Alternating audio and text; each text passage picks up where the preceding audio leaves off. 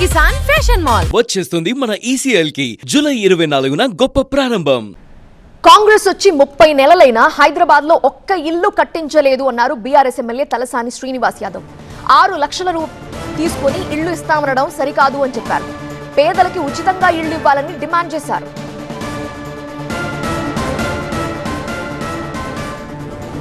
Double bedroom ఇళ్లకి సంబంధించి మాజీ మంత్రి తలసాని శ్రీనివాస్ యాదవ్ చేసిన కామెంట్స్ మనం చూస్తున్నాం. కాంగ్రెస్ అధికారం చేపట్టి ప్రభుత్వం ఏర్పడిన తర్వాత 30 నెలలైంది. హైదరాబాద్ లో ఒక్క ఇల్లు కట్టించలేదు అన్నారు బీఆర్ఎస్ ఎమ్మెల్యే తలసాని.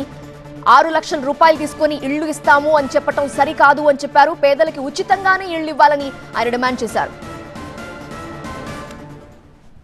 ప్రభుత్వానికి చెప్పేది ఒకటే, మీరు ఒకవేళ ఇల్లు కట్టిస్తే మేము స్వాగతిస్తాం, తప్పకుండా అప్రిషియేట్ చేస్తాం. కానీ పేదవాడికి ఇచ్చే ఇల్లు ఉచితంగా ఇవ్వాలి, ఏ రూపాయి ఖర్చు లేకుండా ఇవ్వాలి.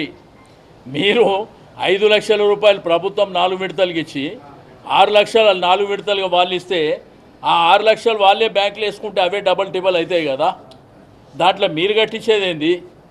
కాబట్టి దీన్ని పూర్తి స్థాయిలో హైదరాబాద్ ప్రజాప్రతినిధులుగా, గ్రేటర్ హైదరాబాద్ ప్రజాప్రతినిధులుగా దీన్ని పూర్తిగా వ్యతిరేకిస్తున్నాం. మేము డబుల్ బెడ్రూమ్ ఇచ్చినాం ఆ రోజు, కానీ మీరు సింగిల్ బెడ్రూమే చెప్తుండ్రు.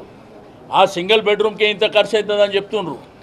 మీరు డబుల్ బెడ్రూమ్ కావాలి, ప్రజల ఆశ ఏంది, ఆశయాలు ఏంది? కేసీఆర్ గారు డబుల్ బెడ్రూమ్ కట్టారు కాబట్టి మాకు డబుల్ బెడ్రూమ్ కావాలని ప్రజల కోరిక. మీరు సింగిల్ బెడ్రూమ్ కడితే కూడా ప్రజలు హర్షించే పరిస్థితులు లేరు. రెండోది, వాళ్ళ జీవితమే పేదరికంలో ఉంది. పేదరికంలో ఉన్నటువంటి జీవితాలకు మీరు 6 లక్షల రూపాయలు తీసుకొని ఇల్లు ఇస్తామంటారా?